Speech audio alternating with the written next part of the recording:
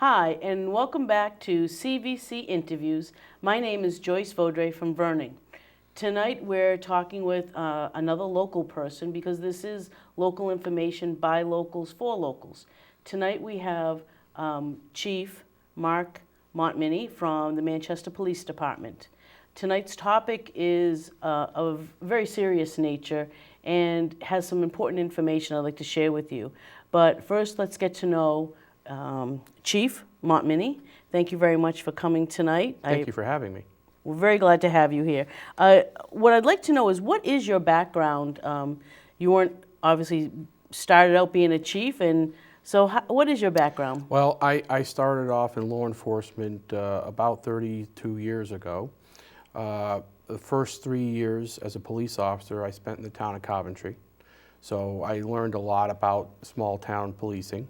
And after 3 years, I moved to Manchester Police Department, where I started as a patrol officer.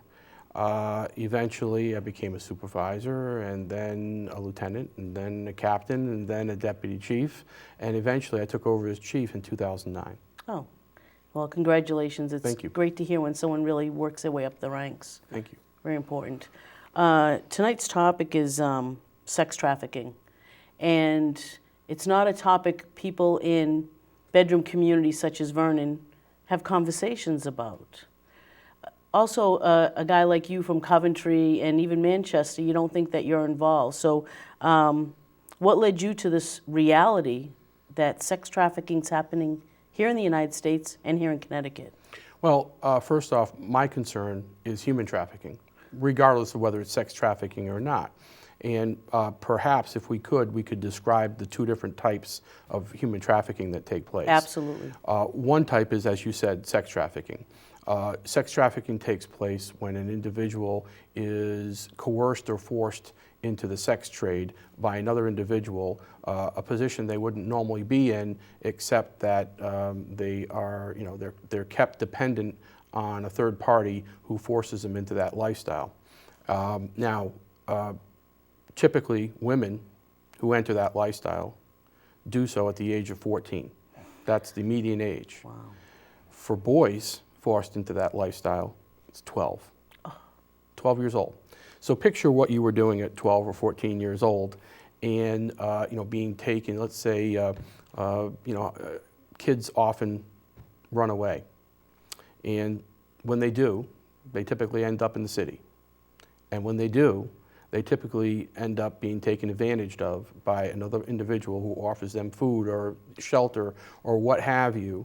And eventually, this guy buys you a Gucci bag that costs $100, and you've never had a $100 bag in your life. And then eventually you find yourselves in a state that you have no family, no contacts, and you find yourself in the sex trade against your will. That's the traditional sex trafficking. But there's another type of human trafficking as well. People who are often brought to this country. They are promised entry into the United States even though they wouldn't be legal. I'll provide you with room and shelter and board and the whole 9 yards. All you have to do is work it off. And it turns out that this might sound shocking here. In certain countries, this is tradition. This is the way it works. There are places on this earth where families will sell a child into this kind of bondage in payment of a debt. It's just the way it works. I think when this topic was first brought to my attention for the interview, and I did a little research myself, that was my initial thought. Oh, this is something that happens in other countries. So I can appreciate the fact you want to talk about both just human trafficking. It's not just about sex, it's about human beings. Yes. And that misconception that it only happens in Asian countries where young children are bought and sold. How did this whole horrific illegal business come to your attention here in Connecticut? This great little all these bedroom communities, I said, and we do have some big cities, but we just don't seem to think of it as. Yeah, well, I can explain to you how it came to my attention. All of a sudden, the town of Manchester, which we still call it a town, it's a small city, but we call it a town, all of a sudden we had 3, 4, 5, 6 massage parlors pop up all of a sudden. And typically these massage parlors were staffed by Asians. A few of them spoke English. And people started coming to me wondering what's going on. And I'm fully supportive of massage therapy, healing arts, things of that nature. I've got no problem with that. But that doesn't seem to be what's going on here. And the reason I say that is because I went online and looked at their advertisement. Simple as that. Sure. I Googled them. I found some places on the internet where they have these types of advertisements. So for example, City Vibe or Backpage, some of these locations where you can go on and... For legitimate businesses. Some are legitimate businesses. Sure. You click on massage services and click a town, and all of a sudden these ads pop up. And the ads always start the same way. Girls, girls, girls. Oh. New girls every week. Oh. Things of that nature. And then they show photos. And as I'm going through all these massage parlors and looking at the different, I'm noticing the pictures on some of them are the same. They're just moving the pictures around. But what caught my attention is new girls each week. Red flag. I said to myself, really? So there are enough massage therapists out there to have new ones each week. And of course the photos are ridiculous. They're half-naked women, oftentimes Asian, and they're posed in sexual poses, but yet they're advertising massage services. So that's what got me thinking about this, and I started to research it, and I wanted to know what was going on. It's very traditional for these facilities to have all their windows covered so no one can see what's going on inside and so on and so forth. And so I started to think about raiding these places. Just have the police department show up on their doorstep and find out what they're doing, and if they're doing something illegal, take them into custody. But Sounds simple. after doing my research, Yes. I'm not certain that I'd be arresting the victims. In other words, think about this.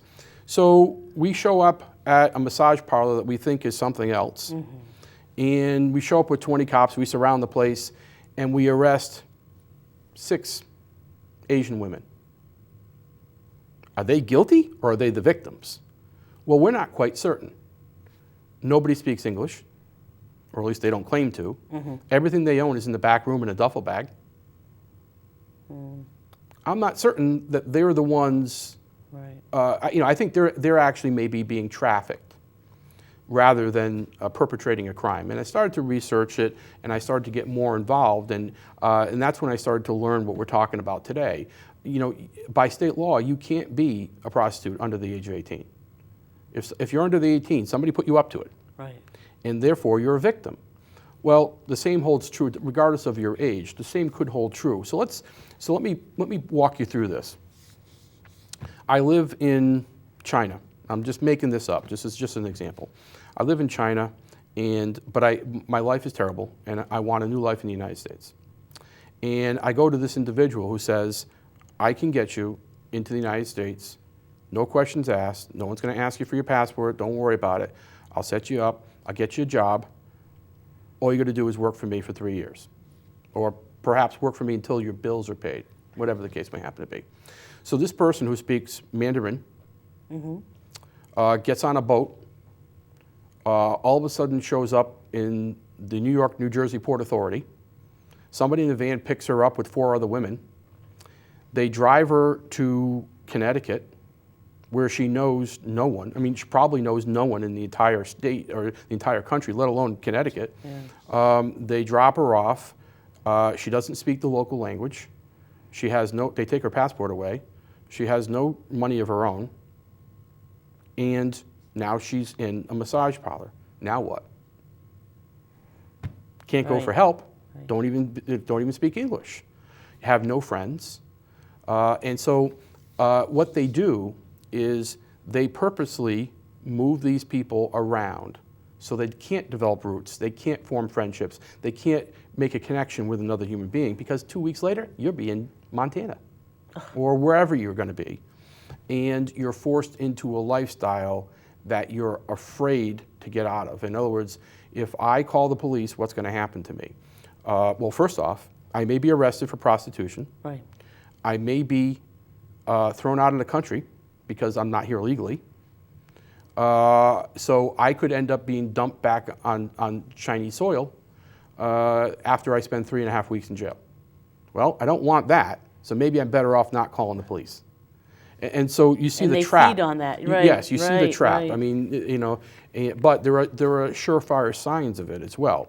When you see, a woman's got all her possessions are with her. Everything she owns is in that duffel bag. Yeah. How do you survive if you only spoke Chinese? How would you survive in daily life if you didn't have anyone to interpret? You certainly can't get a driver's license because they don't teach the driver's test in Chinese. What can you do? You can't get a job. I mean, you couldn't go out and get a legitimate job. You have no social security number. You have no connections, and you don't speak the language.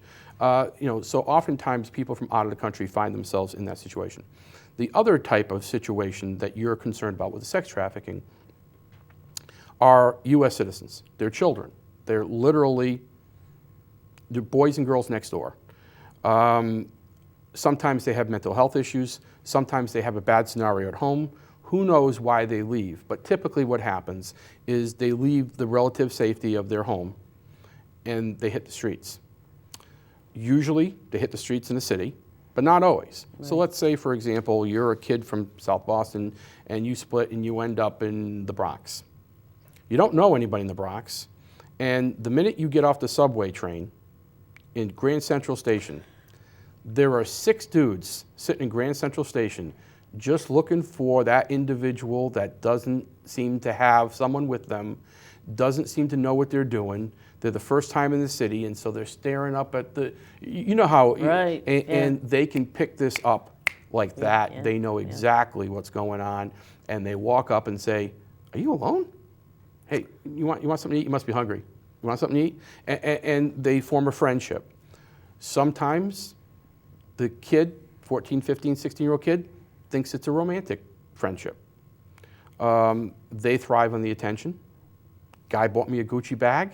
He must love me. And then 6 weeks later, they're working sex trafficking in the Bronx. It's a scary scenario, and as a teacher, and recently as a high school teacher, we had a case where a girl ran away with a grown man.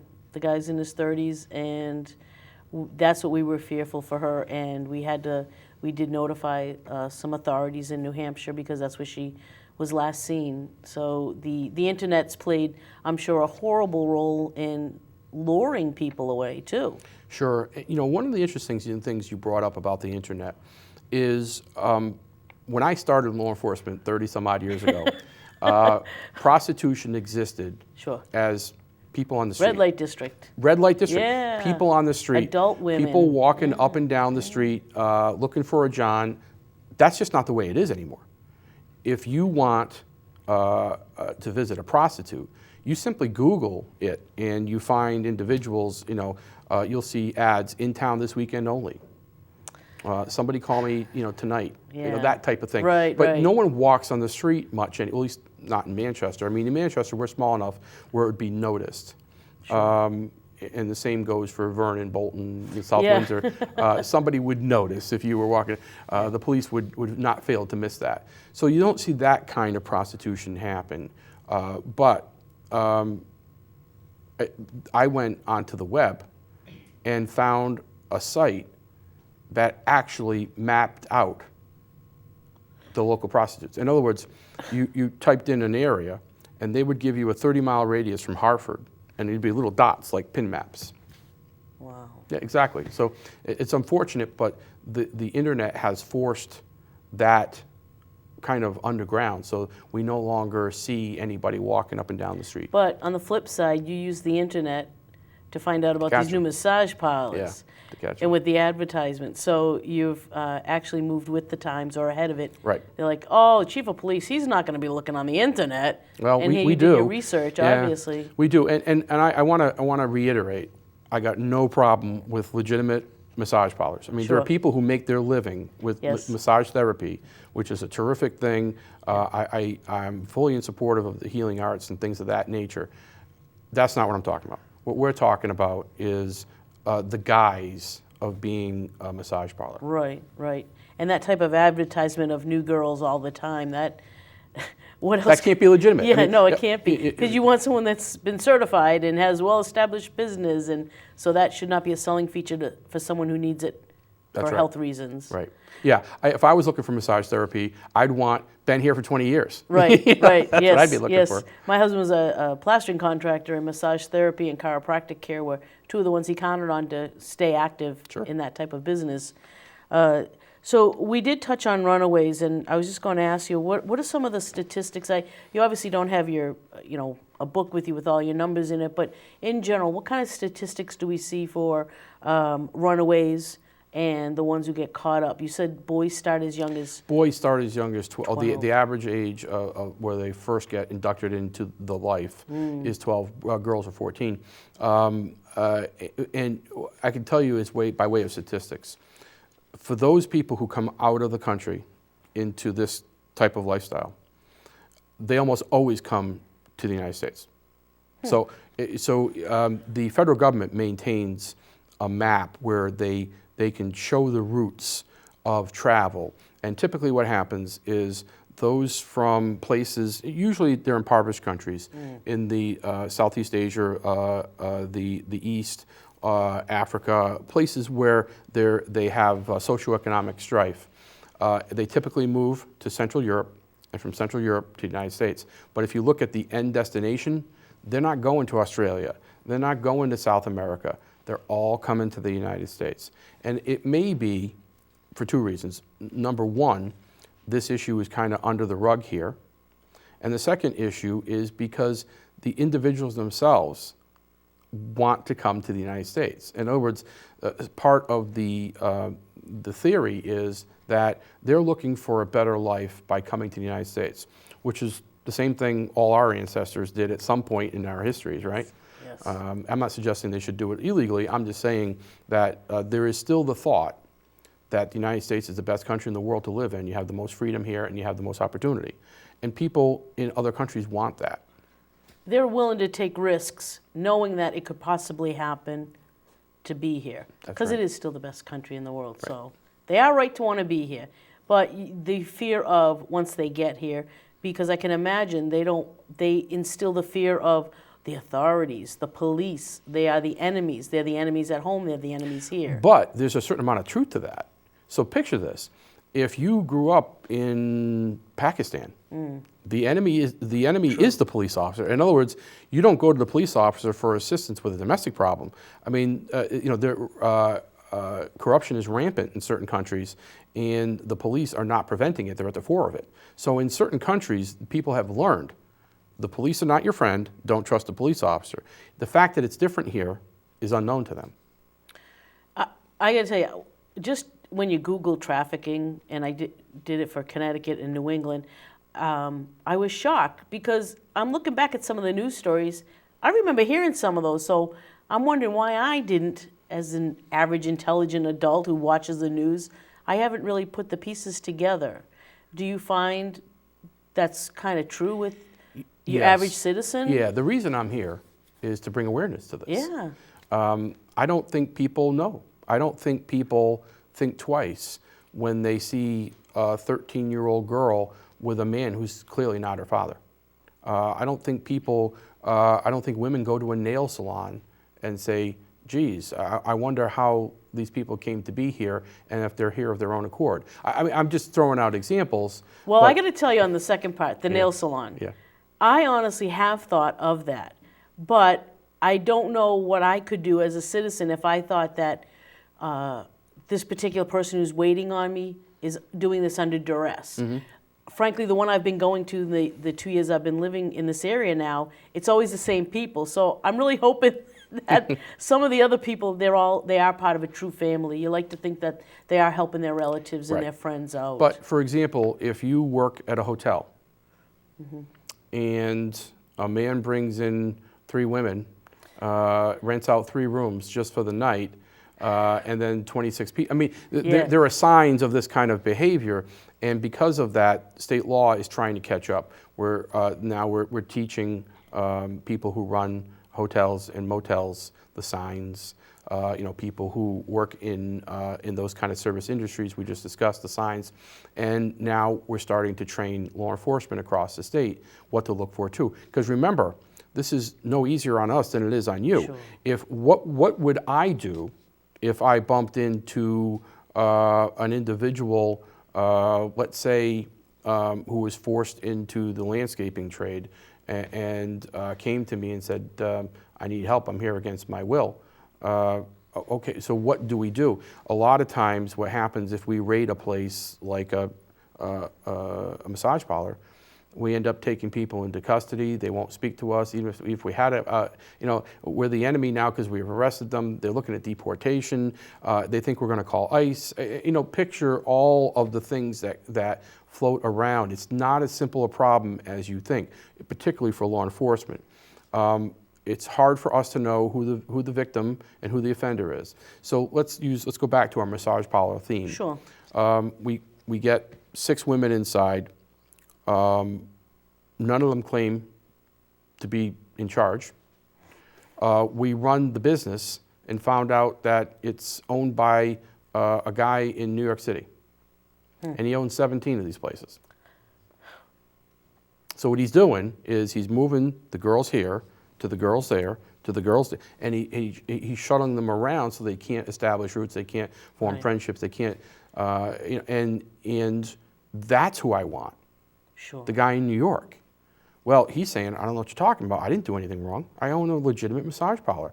I have no idea what's going on in the property. I'm in New York. So, I mean, picture how difficult this is for us. Just jurisdictional lines, going from town to town, you're trying to talk to people who live in another state. Well, it's not a problem intertown for us. All the towns' police departments cooperate. Okay. And if I had to, I could pick up the phone right now, talk to the Vernon chief, and say, hey, this is what we going on. I need some help, and it'd be just like that. Much more difficult to do it state to state, and nearly impossible to do it country to country. So let's say, for example, the guy who owns 27 of these massage parlors is in Medellin, Colombia. So you think I'm going to pick up the phone and call the Medellin police and say, hey, need you to pick up whoever, and we're going to extradite them to the United States? That just isn't going to happen in certain states. I mean, you can get cooperation in Europe, you can get cooperation in South America, in some places, but I'm not going to call the Yugoslavian police and say, this is what we need. It doesn't work that way. So what can people like me, your average citizen, what can we do? Where can we get more information or even volunteer to help? So what we've done, what Manchester Police Department has done, is we've partnered with an organization called Sailor Freedom out of Florida. They're out of Sarasota, Florida. And this is a group that has grown considerably, but they focus solely on this issue. Now, I'm guessing that because they're in Florida, they deal with a lot of the Latina influx, and they deal exclusively with women. Even though there's a problem for boys as well, they don't have the resources, so they deal exclusively with women. But what they do is they bring out people who will do training and education for both law enforcement and for civilians, for people who just want to know. So we held such a class at Manchester Community College a couple of weeks ago. We flew them out from Sarasota. 2 women came out and taught the course. It was terrific. They were actually here for 2 days. They taught two different courses, a long and a short. But they're willing to come out, and we're willing to sponsor to have them come out to teach not only law enforcement, but also the average citizen what to be aware of, what to do when you suspect, how to approach the situation. And law enforcement needs to know what we can do. How do we get the bad guy and not the victim? Right. Even if all we accomplish is separating the bad guy from the victim. In other words, If we can get her away from typically him, I'm using Right. this, roughly. but Typical pronouns, yeah. Typical. If we can get her away from him, maybe we can get someone who will talk to her.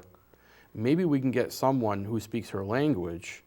Maybe we can find out a little bit more what's going on, and maybe we can get her into a better situation. There's a lot of violence that goes along with this lifestyle as well. Yeah. I mean, I don't think I need to tell you, but prostitution is not risk-free. Right. There's certain dangers to it, and these individuals who have very little in the way of defense often end up as victims. In other words, not only physical defense, but they can't call the police. The guy who took away their passport is telling them that I'll call ICE. You screw with me and I'll call ICE. Yeah. You don't do what I tell you. You don't produce $360 a night. I'm going to call ICE. And they live under this constant threat. Well, it's a valid fear for all of them, because they can just drop a dime on anybody and pretend like they're just I just found out about this. Sure. Also, people can contact the Manchester Police Department on your webpage if they have information of something that they want you to look into. Certainly, yes. Is there anything you can recommend specifically that? So, say I do go back to my nail salon, and I think this person really does not look like she belongs here. Yeah. What would you recommend I do? Well, contact your local police department. Let them investigate. And I watched a training video a few days ago on law enforcement, and basically the training video was a guy driving with two women. One was in the passenger seat, one was in the back seat, and they got pulled over for speeding. And it's just a training video. Yeah. And the officer who walks up gets the ID from the driver and realizes they're from out of state. He asks the two women if they're related. They both say no. They ask what their relationship is to the guy who's driving. And they both say he's just a friend. And it turns out that the guy and the two women all had the same tattoo on their hand. And so what the officer does is he pulls the male out of the car and asks him to step back, and then his partner goes up and speaks to the women without him present. They had completely different stories about where they were going and why they were going someplace. He told the cop that they were going to visit his friends. She told the cop that they got a sick relative. And nobody's story made any sense. Yeah, yeah. And so what the officers did, because of the age of the two women, is they separated them from him, took them to the station, and then, of course, it all unravels. I'm from Texas, and the other girl says, I'm from Alabama, and we went to New York, and it unravels. And it unravels. So I do remember reading about people that work at airports and on airplanes, the flight attendants. They've been trained to spot those types of things. Do you think you could maybe target certain businesses, like hotels you mentioned? Hadn't thought of it. Yeah, that's already happening. So and they can get the training? Yeah, by state statute, all employees at the hotels have to be trained in how to recognize that. And what we're hoping to do is expand that so others are trained in the same expectations to notice. And all we're asking you to do is pay attention. So when was the last time you went down the street and saw somebody mowing a lawn and said, I wonder if they're being forced into this labor. Yeah. Nobody thinks of that, typically. You're right. Very few of us are in the sex trade, but, understand that 95% of the people in the sex trade are not there because they decided when they graduated college that they wanted to be a prostitute. That's not the reason they're there. Right. They're there because of circumstances, either mental health, addiction, whatever the case is, somebody's got something on them and is forcing them often into that lifestyle. Right. The first step is awareness. So coming on to a show like this or having your presentations with the people from the Sailor Freedom. Sailor Freedom, I'm sorry. I can't remember. I remember Montminy. Oh, see, you forgot. I did. Just so you know, folks, she practiced for 10 minutes on how to say my name. Okay. Chief Montminy. There you go. Okay. But when you have another one of these training sessions that's open to the public, how would people find out about that? Well, Manchester Community College did a pretty good job of getting the word out. Also, the Manchester Rotary Club helped sponsor it, and also the Manchester Board of Education sent a bunch of teachers to it, because that's another place that you start to see things, going Well, wrong. as a mandated reporter, I have sent children to the nurse with things as simple as what turns out to be, I thought it was a rash, it was flea bites. Well, come to find out, it was horrific conditions back at that child's home, and one thing led to another. So as a mandated reporter, if something doesn't look right, as long as I report it to the next person in line and they do the same thing, I have yet, in 10 years of education, had a problem with someone didn't follow that. So I thank you very much for bringing that to people's attention. And teachers, you're right, we see a lot about family structure and people that really don't really belong. We see that a lot more than people think we do. So thank you very much. My pleasure. Thanks for having me. You're welcome. Is there anything that you might want to bring up I didn't touch on tonight? No, I think we were pretty clear. You were very, very helpful and very informative. And I'd like to thank everyone for watching. And please, if you have any questions or concerns, you can go on to Chief Montmini's webpage with the Manchester Police Department or your local police. And please, if you see something and it makes you uncomfortable and you want to know, there's nothing wrong with asking. So thank you again for joining us at CVC Interviews.